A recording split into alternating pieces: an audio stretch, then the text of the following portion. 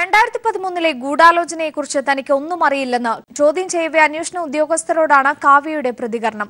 എന്നാൽ ഏതാനും വർഷം മുമ്പ് നടന്ന വിദേശ പര്യടനത്തിനിടെ നടിയും ദിലീപും തമ്മിൽ ചില പ്രശ്നങ്ങൾ ഉണ്ടായതായി അറിയാമെന്നും കാവ്യ മൊഴി നൽകി. ആവശ്യമെങ്കിൽ കാവ്യയെ വീണ്ടും ചോദ്യം ചെയ്യുമെന്ന് SP AV ജോർജ് പറഞ്ഞു.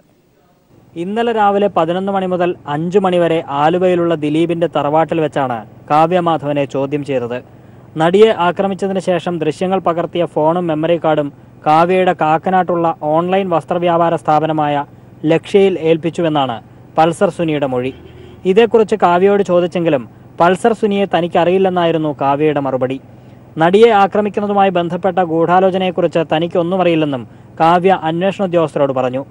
ദിലീപും മഞ്ജുവുമായും ഉണ്ടായിരുന്ന പ്രശ്നങ്ങളെക്കുറിച്ചും വിവാഹമോചനത്തെക്കുറിച്ചുമുള്ള ചോദ്യങ്ങളോടും കാവ്യ പ്രതികരിച്ചില്ല. എന്നാൽ ഏതാനും വർഷം മുൻപ് നടന്ന വിദേശ പര്യടനത്തിനിടെ നടിയും ദിലീപും തമ്മിൽ ചില പ്രശ്നങ്ങൾ ഉണ്ടായതായി അറിയാമെന്നും കാവ്യ മൊഴി നൽകി. ആവശ്യമെങ്കിൽ കാവ്യ മാധവനെ വീണ്ടും ചോദ്യം ചെയ്യുമെന്ന് റൂറൽ SP AV ജോർജ് പറഞ്ഞു. കാവ്യ മാധവനെ ചോദ്യം ചെയ്തിട്ടുണ്ട്, മൊഴി രേഖപ്പെടുത്തുന്നു, ഇൻവെസ്റ്റിഗേഷൻ ടീം ചോദിച്ചിട്ടുണ്ട്. ഇനിയിപ്പോൾ ആരെങ്കിലും ആവശ്യമുണ്ടെങ്കിൽ വേറെ ആൾക്കാരെ നമ്മൾ ചോദ്യം ചെയ്യും. കേസിന്റെ ആവശ്യമുണ്ട്. കാവ്യയുടെ അമ്മ ശ്യാമളയെയും അന്വേഷണ സംഘം കഴിഞ്ഞ ദിവസം ചോദ്യം ചെയ്തു. ഇരുവരുടെയും മൊഴി അന്വേഷണ സംഘം വിശദമായി പരിശോധിച്ചു വരികയാണ്.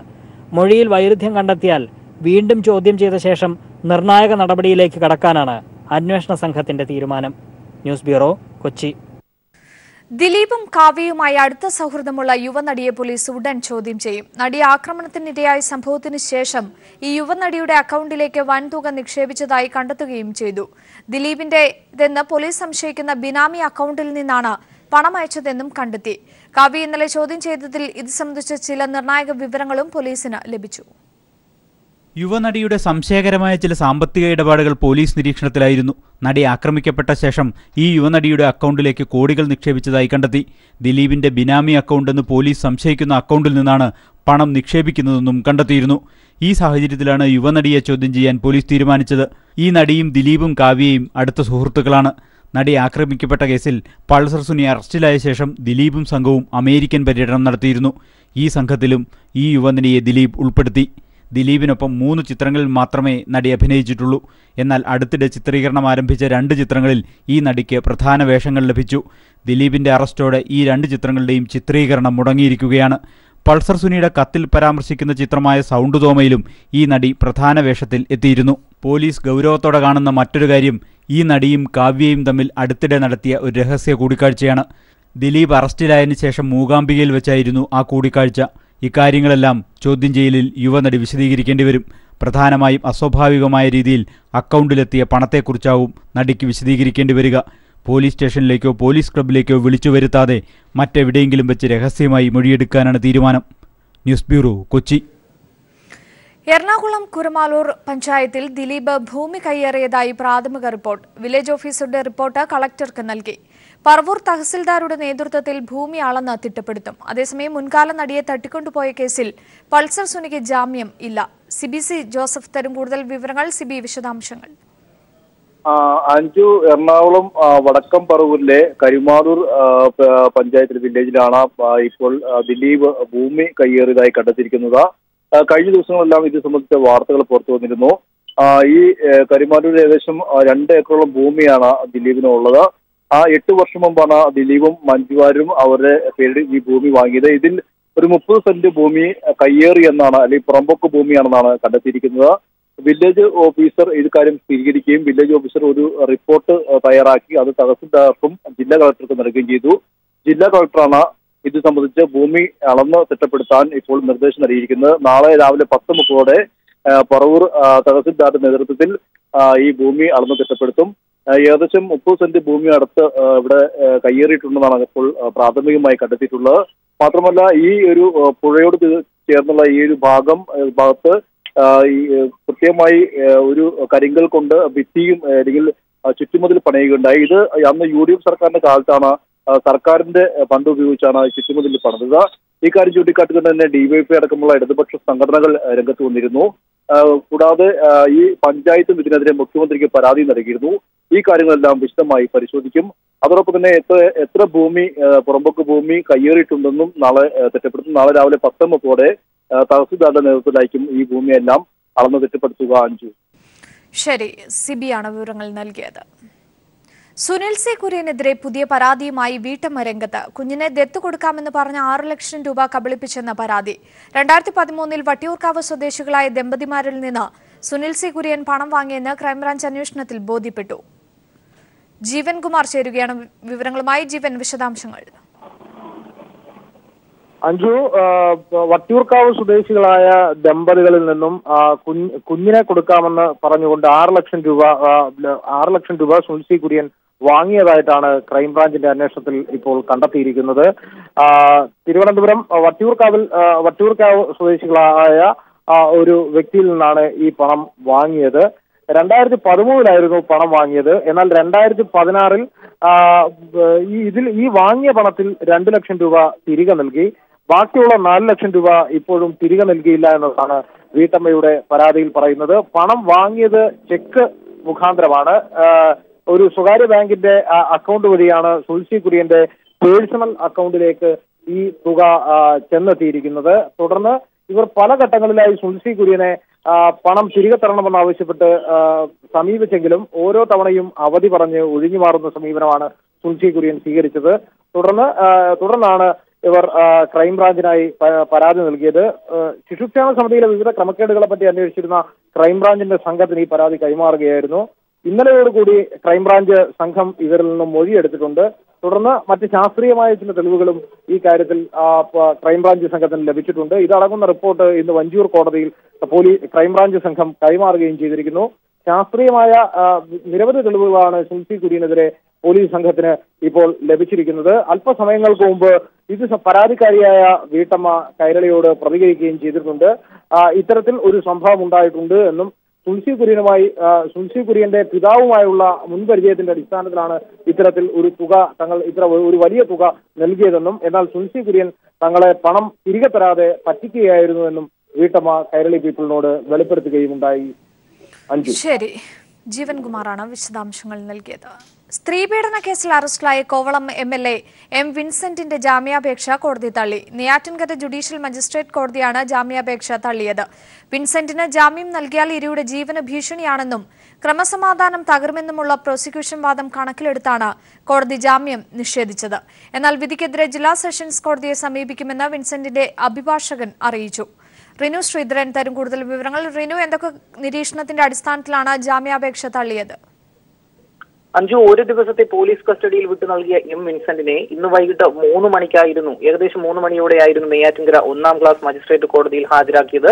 പ്രതി സമൂഹത്തിൽ സ്വാധീനമുള്ള വ്യക്തിയാണെന്നും പ്രതിക്ക് ജാമ്യം നൽകിയാൽ ഇരയുടെ ജീവന് ഭീഷണിയാകുമെന്നും മാത്രമല്ല നിലവിൽ സ്ഥലത്തെ ക്രമസമാധാനം തകർന്ന നിലയിലാണ്, അതുകൊണ്ട് തന്നെ ഇരയുടെ ജീവന് തന്നെ ഭീഷണിയാണ് എന്നുള്ള തരത്തിലുള്ള പ്രോസിക്യൂഷൻ വാദത്തെ കണക്കിലെടുത്ത് ഈ ഒരൊറ്റ വാദത്തെ മാത്രം കണക്കിലെടുത്തുകൊണ്ടാണ് പ്രതിക്ക് ജാമ്യം കോടതി നിഷേധിച്ചത്. എന്നാൽ പ്രോസിക്യൂഷൻ വാദത്തെ തകർക്കുവാൻ വേണ്ടി പ്രതിഭാഗം പലതരത്തിലുള്ള വാദമുഖങ്ങളും, അതായത് അദ്ദേഹത്തിന്റെ ഫോൺ കോളുകളുടെ ഡീറ്റെയിൽസുകൾ ഉൾപ്പെടെ നിരത്തിക്കൊണ്ട് പലതരത്തിലുള്ള വാദഗതികളും ഉന്നയിച്ചെങ്കിലും കോടതി പ്രോസിക്യൂഷൻ വാദം കണക്കിലെടുക്കുകയായിരുന്നു. ഈ ഒരൊറ്റ വാദം ഇരയുടെ ജീവന് ഭീഷണി ആണ് എന്നുള്ള ഒരൊറ്റ വാദം കണക്കിലെടുത്തുകൊണ്ട് തന്നെ നിലവിലെ റിമാൻഡ് കാലാവധിയിലേക്ക് ഇദ്ദേഹത്തെ റിമാൻഡ് ചെയ്ത് ജില്ലാ സെഷൻസ് കോടതിയിൽ ജില്ലാ സബ് ജയിലിലേക്ക് അയക്കുകയായിരുന്നു.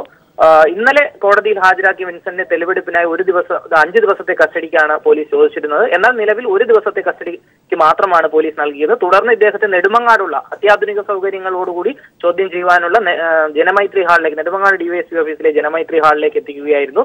ഇവിടെ നിന്നും ഇന്ന് രാവിലെയാണ് നെയ്യാറ്റിൻകര ജനറൽ ഹോസ്പിറ്റലിൽ എത്തിച്ച് വൈദ്യപരിശോധനയ്ക്ക് ശേഷം നെയ്യാറ്റിൻകര DYSP ഓഫീസിൽ എത്തിച്ചത്. ഇവിടെ Kollam city police commissioner Ajitha Beegum എത്തുകയും തുടർന്ന് ബാക്കിയുള്ള അന്വേഷണത്തിന്റെ ഭാഗമായിട്ടുള്ള ചോദ്യം ചെയ്യൽ തുടർന്നു.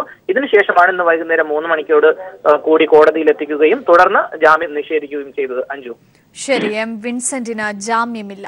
2 ടേം പൂർത്തിയാക്കിയ സാഹചര്യത്തിൽ രാജ്യസഭയിലേക്ക് മത്സരിക്കേണ്ട എന്നതാണ് പാർട്ടി തീരുമാനമെന്ന് CPIM general secretary Sitaram Yechury. കേന്ദ്ര നയങ്ങൾക്കെതിരെ CPIM രാജ്യവ്യാപകമായി പ്രക്ഷോഭം സംഘടിപ്പിക്കും. വർഗീയതയ്ക്കെതിരെ മതനിരപേക്ഷ കക്ഷികളെ കൂട്ടി പ്രചരണം സംഘടിപ്പിക്കുമെന്നും സീതാറാം യെച്ചൂരി വ്യക്തമാക്കി. Earlier it was the state secretariat of West Bengal. The state committee also met and reiterated the proposal and asked the central committee to reconsider their opinion. This was discussed in the central committee. And all of you are aware, I think it was on the 30th of April, when for the first time in a media interaction, I said I am not going to be a candidate seeking the third term because the party's norms are not more than 2 terms in the Rajya Sabha. But since the state committee said that they wanted the central committee to reconsider, and Bengal is an important state committee for the CPIM, so central committee reconsidered that issue, discussed that issue, and reiterated the same decision. വിശദാംശങ്ങൾ M Santhosh നൽകും ഡൽഹിയിൽ നിന്നും. സന്തോഷ്, എന്തായാലും സീതാറാം യെച്ചൂരി രാജ്യസഭയിലേക്ക് ഇല്ല എന്ന് തന്നെ വ്യക്തമായിരിക്കുന്നു. മറ്റെന്തൊക്കെ തീരുമാനങ്ങൾ കേന്ദ്ര കമ്മിറ്റിയിലുണ്ടായി? അഞ്ജു, രാജ്യത്തെ പൊതുരാഷ്ട്രീയ സാഹചര്യങ്ങൾ വിലയിരുത്തിയ CPIM കേന്ദ്ര കമ്മിറ്റി കേന്ദ്ര സർക്കാർ നയങ്ങൾക്കെതിരെ പ്രക്ഷോഭ പ്രചരണ പരിപാടികൾ ശക്തിപ്പെടുത്താനാണ് തീരുമാനിച്ചത്. കാർഷിക പ്രതിസന്ധി, തൊഴിലില്ലായ്മ തുടങ്ങിയ വിഷയങ്ങൾ ഉയർത്തി ഓഗസ്റ്റ് 15 മുതൽ 31 വരെ രാജ്യവ്യാപകമായി പ്രക്ഷോഭം സംഘടിപ്പിക്കും. കാർഷിക ഉൽപ്പന്നങ്ങൾക്ക് ഉൽപാദന ചെലവിന്റെ 1.5 മടങ്ങ് താങ്ങുവില ഉറപ്പുവരുത്താൻ നിയമനിർമ്മാണം വേണമെന്നും CPIM ആവശ്യപ്പെട്ടു. പൊതുമേഖലാ സ്ഥാപനങ്ങൾ സ്വകാര്യവൽക്കരിക്കുന്നത് അവസാനിപ്പിക്കണം. വനിതാ സംവരണ ബിൽ ഉടൻ പാസാക്കണം. ഗോരക്ഷയുടെയും സദാചാരത്തിന്റെയും പേരിൽ RSS തണലിൽ വളരുന്ന സ്വകാര്യ സേനകളെ നിരോധിക്കാൻ നിയമം കൊണ്ടുവരണമെന്നും CPIM ആവശ്യപ്പെട്ടു. GST സാധാരണ ജനങ്ങളുടെയും ചെറുകിട വ്യാപാരികളുടെയും മേൽ അധിക ഭാരം അടിച്ചേൽപ്പിക്കുന്നതാണെന്ന് വിലയിരുത്തിയ കേന്ദ്ര കമ്മിറ്റി അനാവശ്യ നികുതികൾ ഒഴിവാക്കി നികുതി ഘടന പരിഷ്കരിക്കണമെന്ന് പ്രമേയത്തിലൂടെ ആവശ്യപ്പെടുകയും ചെയ്തു. വ്യക്തികളുടെ ആധാർ വിവരങ്ങൾ കോർപ്പറേറ്റുകൾക്ക് ബിസിനസ് ആവശ്യത്തിനായി ഉപയോഗിക്കുന്നത് അംഗീകരിക്കാനാകില്ലെന്നും CPIM ചൂണ്ടിക്കാട്ടി. വ്യക്തികളുടെ സ്വകാര്യത സംരക്ഷിക്കാൻ പ്രത്യേക നിയമം വേണമെന്നും CPIM ആവശ്യപ്പെട്ടിട്ടുണ്ട്. പശ്ചിമ ബംഗാളിലെ ഒഴിവ് വരുന്ന രാജ്യസഭാ സീറ്റിൽ പ്രതിപക്ഷം പൊതുസമ്മതനായ സ്വതന്ത്രനെ നിർത്തിയാൽ പിന്തുണയ്ക്കാനാണ് പാർട്ടിയുടെ തീരുമാനം. അല്ലാത്ത പക്ഷം ഇടതുപക്ഷം സ്വന്തം നിലയിൽ സ്ഥാനാർത്ഥിയെ നിർത്തുന്നത് പരിഗണിക്കും. 22ാം പാർട്ടി കോൺഗ്രസ് ഏപ്രിൽ മാസത്തിൽ ഹൈദരാബാദിൽ ചേരാനും കേന്ദ്ര കമ്മിറ്റി തീരുമാനിച്ചു. അഞ്ജു, ശരി, എം സന്തോഷാണ് വിവരങ്ങൾ നൽകിയത്. നിലപാട് മാറ്റാതെ അത്ലറ്റിക്സ് ഫെഡറേഷൻ. PU ചിത്രയ്ക്ക് യോഗ്യതയില്ലാത്തതിനാലാണ് അവസരം നിഷേധിച്ചതെന്ന് ഫെഡറേഷൻ. സ്പോർട്സ് അതോറിറ്റി ഓഫ് ഇന്ത്യക്ക് നൽകിയ മറുപടിയിലാണ് ഫെഡറേഷന്റെ വിശദീകരണം. അത്ലറ്റിക്സ് ഫെഡറേഷൻ കനിഞ്ഞാൽ ഇപ്പോഴും ചിത്രയ്ക്ക് അവസരം ലഭിക്കും. എന്നാൽ നിലപാടിൽ മാറ്റമില്ലെന്ന് അറിയിച്ചതോടെ ചിത്രയുടെ സാധ്യത വീണ്ടും പ്രതിസന്ധിയിലായി. PU ചിത്രയെ ഒഴിവാക്കിയതിൽ പങ്കില്ലെന്ന് PT ഉഷ. സെലക്ഷൻ കിട്ടാത്തതിൽ ദുഃഖമുണ്ടെന്നും സെലക്ഷൻ കമ്മിറ്റിയിൽ താൻ അംഗമല്ലെന്നും വിവാദമല്ല വിജയമാണ് ആഘോഷിക്കേണ്ടതെന്നും PT ഉഷ കൂട്ടിച്ചേർത്തു. ലണ്ടനിൽ നടക്കാനിരിക്കുന്ന ലോക അത്ലറ്റിക് മീറ്റിൽ നിന്ന് ഏഷ്യൻ സ്വർണ്ണ മെഡൽ ജേതാവ് PU ചിത്രയെ ഒഴിവാക്കിയതുമായി ബന്ധപ്പെട്ടുയർന്ന വിവാദങ്ങൾക്ക് മറുപടി പറയാനായിരുന്നു PT ഉഷയുടെ വാർത്താസമ്മേളനം. ചിത്രയടക്കം ഒഴിവാക്കപ്പെട്ട 3 പേരും മീറ്റിലുണ്ടാവണമെന്നായിരുന്നു തന്റെ അഭിപ്രായം. എന്നാൽ ഏഷ്യൻ മീറ്റിന് ശേഷം നടന്ന ഗുണ്ടൂരിലെ മത്സരത്തിൽ ചിത്ര പരാജയപ്പെട്ടു. ക്വാളിഫിക്കേഷൻ മാർക്കിനടുത്തെത്താൻ ഏഷ്യൻ മീറ്റിലും സാധിച്ചിട്ടില്ല. സ്ഥിരതയില്ലാത്ത പ്രകടനം ചിത്രയ്ക്ക് തിരിച്ചടിയായി. അതാണ് സെലക്ഷൻ കമ്മിറ്റി പരിഗണിച്ചത്. താനൊരിക്കലും സെലക്ഷൻ കമ്മിറ്റി അംഗമായിട്ടില്ലെന്നും ഇപ്പോൾ അത്ലറ്റിക് ഫെഡറേഷൻ യോഗങ്ങളിൽ പങ്കെടുക്കുന്നത് നിരീക്ഷക എന്ന നിലയിലാണെന്നും ഉഷ പറഞ്ഞു. വിവാദമല്ല, വിജയമാണ് ആഘോഷിക്കേണ്ടത്. ഒരു ഒബ്സർവർ എന്നുള്ള നിലയിൽ ഒബ്സർവറിന്റെ മീറ്റിംഗ് അറ്റൻഡ് ചെയ്യാൻ പോയ അവസരത്തിൽ ഈ സെലക്ഷൻ കമ്മിറ്റിയുടെ ഒരു സൈഡിൽ ഞാനും ഇരുന്നിട്ടുണ്ട്. അത് ഇരുന്നത് എന്തിനാണെന്ന് വെച്ച് കഴിഞ്ഞാൽ ഈ സെലക്ഷൻ കിട്ടിയ സെലക്റ്റഡ് ഈ നോംസിന്റെ ഉള്ളിൽ നിന്നിട്ട് സെലക്ഷൻ അർഹതപ്പെട്ട കുട്ടികളെ ആരെയും തടയുന്നുണ്ടെങ്കിൽ എനിക്ക് സംസാരിക്കാം എന്നുള്ളത് കൊണ്ട് ഒരു സൈഡിൽ ഞാൻ ഇരുന്നിട്ടുണ്ട് എന്നുള്ള സത്യമാണ്. 3 പേരും ടീമിൽ നിന്ന് നഷ്ടപ്പെട്ടു പോയാൽ, ടീം സെലക്ഷൻ കിട്ടാതെ പോയാൽ നിങ്ങളെക്കാൾ ഏറെ സ്പോർട്സിൽ നിന്നെന്ന ഒരു വ്യക്തി എന്നുള്ള നിലയിൽ ഞാൻ ഒരുപാട് ദുഃഖിക്കുന്നുണ്ട്. യോഗ്യതാ മാനദണ്ഡങ്ങളിൽ മാറ്റം വരുത്താൻ അത്ലറ്റിക് ഫെഡറേഷന് അധികാരമുണ്ട്. ടിൻഡുവിനടക്കം ഇത്തരം മാറ്റം കൊണ്ട് മത്സരങ്ങളിൽ നിന്ന് മാറി നിൽക്കേണ്ടി വന്നിട്ടുണ്ട്. എല്ലാ കുറ്റവും തന്റെ നിലയിലിടുന്ന അവസ്ഥ വേദനിപ്പിക്കുന്നതായും ഉഷ വികാരാതീതയായി പറഞ്ഞു. ഈ വിഷയത്തിൽ സംസ്ഥാന കായിക മന്ത്രി വരെ തെറ്റിദ്ധരിക്കപ്പെട്ടു. എന്താണ് സംഭവിച്ചതെന്ന് മന്ത്രിയോട് പറഞ്ഞതായും ഉഷ പറഞ്ഞു.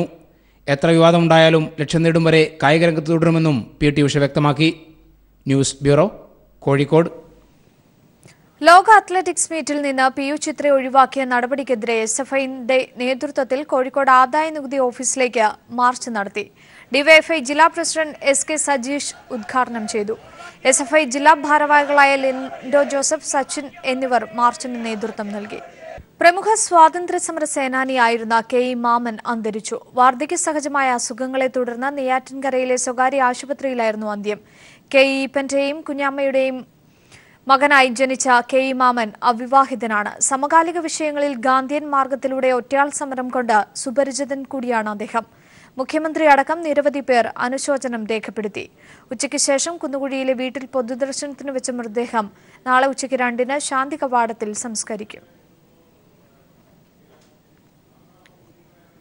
കെ മാമന്റെ നിര്യാണത്തിൽ മുഖ്യമന്ത്രി പിണറായി വിജയൻ അനുശോചനം രേഖപ്പെടുത്തി. കെ മാമൻ ദേശീയപ്രസ്ഥാനത്തിന്റെ മൂല്യങ്ങൾ ജീവിതാവസാനം വരെ കാത്തുസൂക്ഷിച്ച ഗാന്ധിയനാണെന്ന് മുഖ്യമന്ത്രി ചൂണ്ടിക്കാട്ടി. നമ്മുടെ സ്വാതന്ത്ര്യ സമര സേനാനികളിൽ ജീവിച്ചിരിക്കുന്നവരിൽ ഏറ്റവും പ്രധാനിയാണ് ശ്രീ കെ മാമൻ. അദ്ദേഹത്തിൻ്റെ നിര്യാണ വാർത്തയാണ് ഇപ്പോൾ കേൾക്കാനിടയായത്. തീർത്തും ഒരു ഗാന്ധിയനായി ജീവിതം നയിച്ച കെ മാമൻ്റെ നിര്യാണത്തിൽ ദുഃഖവും അനുശോചനവും രേഖപ്പെടുത്തുന്നു. പ്രമുഖ സ്വാതന്ത്ര്യ സമര സേനാനി കെ മാമന്റെ നിര്യാണത്തിൽ CPIM സംസ്ഥാന സെക്രട്ടറി കോടിയേരി ബാലകൃഷ്ണനും അനുശോചിച്ചു. രാജ്യത്തിന്റെ സ്വാതന്ത്ര്യത്തിനും പൗരക്ഷേമത്തിനും നന്മയ്ക്കും വേണ്ടി ഒരു ജീവിതകാലമാകെ സമർപ്പിത സേവനം നിർവഹിച്ച അസാധാരണ ത്യാഗിവര്യനായിരുന്നു കെ മാമൻ. അഴിമതി, മദ്യപാനം, ക്രമസമാധാന തകർച്ച തുടങ്ങിയ വിഷയങ്ങളിലെല്ലാം സ്വതന്ത്രമായ നിലപാടുകൾ സ്വീകരിച്ച അദ്ദേഹം ഒറ്റയ്ക്കും മറ്റു ചിലപ്പോൾ കൂട്ടായും പോരാടിയ വ്യക്തിത്വമായിരുന്നു എന്നും കോടിയേരി പറഞ്ഞു. ഇറാഖിലെ മൊസൂളിൽ കാണാതായ ഇന്ത്യക്കാർ മരണപ്പെട്ടെന്ന് പറയാനാകില്ലെന്ന് കേന്ദ്ര വിദേശകാര്യമന്ത്രി. ഇതുവരെ കാണാതായ ഇന്ത്യക്കാരെക്കുറിച്ച് യാതൊരു വിവരവും ലഭിച്ചിട്ടില്ലെന്നും സുഷമ സ്വരാജ് ലോക്സഭയിൽ അറിയിച്ചു. അതേസമയം പാലക്കാട് കോച്ച് ഫാക്ടറിയുടെ കാര്യത്തിൽ കേന്ദ്ര റെയിൽവേ മന്ത്രി മറുപടി നൽകിയില്ല. 6 കോൺഗ്രസ് എംപിമാരെ സസ്പെൻഡ് ചെയ്തതിൽ പ്രതിഷേധിച്ച് പ്രതിപക്ഷ എംപിമാർ സഭയുടെ നടുത്തളത്തിൽ ഇറങ്ങി. ഇതിനിടയിൽ സ്ഥിതിവിവര ശേഖര ഭേദഗതി ബിൽ രാജ്യസഭ പാസാക്കി. 6 കോൺഗ്രസ് എംപിമാരെ സസ്പെൻഡ് ചെയ്ത സ്പീക്കറുടെ നടപടിക്കെതിരെ പ്രതിപക്ഷ എംപിമാരുടെ പ്രതിഷേധത്താൽ ലോക്സഭ ഇന്നും പ്രക്ഷുബ്ധമായി. രാവിലെ പാർലമെന്റിലെ ഗാന്ധി പ്രതിമയ്ക്ക് മുന്നിൽ പ്രതിപക്ഷ എംപിമാർ പ്രതിഷേധിച്ചു. ഗോരക്ഷ, വർഗീയ ആക്രമണങ്ങളിൽ ചർച്ച നിഷേധിച്ചതിനെതിരെ പേപ്പർ എറിഞ്ഞ് പ്രതിഷേധിച്ച് എംപിമാരെ സസ്പെൻഡ് ചെയ്തത് വിശദീകരണം തേടാതെയാണെന്നും പ്രതിപക്ഷം ആരോപിച്ചു. പ്രതിപക്ഷ പ്രതിഷേധത്തിനിടെയും പാലക്കാട് കോച്ച് ഫാക്ടറിയുടെ കാര്യത്തിൽ വ്യക്തത വേണമെന്ന് സ്ഥലം എം.പി. രാജേഷ് ആവശ്യപ്പെട്ടു. എന്നാൽ റെയിൽവേ മന്ത്രി സുരേഷ് പ്രഭു മറുപടി നൽകിയില്ല. കോച്ച് ഫാക്ടറി ഹരിയാനയിലേക്ക് മാറ്റാനുള്ള സാധ്യതയും മന്ത്രി നിഷേധിച്ചില്ല. ഇറാഖിലെ മൊസൂളിൽ കാണാതായ 39 ഇന്ത്യക്കാർ മരണപ്പെട്ടെന്ന് പറയാനാകില്ലെന്ന് വിദേശകാര്യമന്ത്രി സുഷമ സ്വരാജ് സഭയിൽ വ്യക്തമാക്കി. ഇതുവരെ നടത്തിയ അന്വേഷണത്തിൽ ഇന്ത്യക്കാർ മരിച്ചെന്ന് വ്യക്തമാക്കുന്ന തെളിവുകളോ IS പുറത്തുവിട്ട ദൃശ്യങ്ങളോ കണ്ടെത്താനായിട്ടില്ലെന്നും വിദേശകാര്യമന്ത്രി അറിയിച്ചു. അതേസമയം ജമ്മു കാശ്മീരിനു കൂടി ബാധകമായ സ്ഥിതിവിവര ശേഖരണ ഭേദഗതി ബിൽ രാജ്യസഭ പാസാക്കി. ആർട്ടിക്കിൾ 370 ലംഘനമല്ല ഭേദഗതി ബില്ലെന്നും കേന്ദ്രമന്ത്രി അനന്ത്കുമാർ രാജ്യസഭയിൽ പറഞ്ഞു. മനുശങ്കർ, ദില്ലി. കൊച്ചി കപ്പൽശാലയുടെ ഓഹരി വിൽപ്പന റദ്ദാക്കാൻ കേന്ദ്ര സർക്കാർ അടിയന്തര നടപടി സ്വീകരിക്കണം എന്ന് CPIM സംസ്ഥാന സെക്രട്ടറി കോടിയേരി ബാലകൃഷ്ണൻ. പ്രതിരോധ കപ്പലുകൾ അടക്കം നിർമ്മിക്കുന്ന രാജ്യത്തിന്റെ അഭിമാനമായ കപ്പൽശാലയുടെ ഓഹരികൾ വിറ്റഴിക്കാനുള്ള തീരുമാനം രാജ്യസുരക്ഷയ്ക്ക് ഭീഷണിയാണെന്നും അദ്ദേഹം പറഞ്ഞു. വിപണി മൂല്യത്തിന്റെ 1/5 വിലയ്ക്കാണ് ഓഹരികൾ വിൽക്കാൻ പോകുന്നത്. അടുത്ത 5 വർഷം കൊണ്ട് 1500 കോടിയിലേറെ രൂപ ലാഭം പ്രതീക്ഷിക്കുന്ന ഒരു കമ്പനിയുടെ ഓഹരികൾ വിറ്റഴിക്കുന്നതിന് ഒരു ന്യായീകരണവുമില്ല. കേന്ദ്ര സർക്കാരിന്റെ രാജ്യദ്രോഹപരമായ നടപടി പിൻവലിക്കണമെന്നും കോടിയേരി പ്രസ്താവനയിൽ ആവശ്യപ്പെട്ടു. 2017 Indywood music excellence award Kairali TVയിലെ കുട്ടിപ്പട്ടുറുമാലിന്. ടെലിവിഷൻ ചാനലുകളിലെ ഏറ്റവും മികച്ച മ്യൂസിക് റിയാലിറ്റി ഷോ എന്ന നിലയ്ക്കാണ് കൈരളി TVയുടെ ജനപ്രിയ പരിപാടിയായ കുട്ടിപ്പട്ടുറുമാൽ തെരഞ്ഞെടുക്കപ്പെട്ടത്. കൊച്ചിയിൽ നടന്ന ചടങ്ങിൽ ജിസ്മോനിൽ നിന്നും പ്രോഗ്രാം പ്രൊഡ്യൂസർ ഹണി അവാർഡ് ഏറ്റുവാങ്ങി.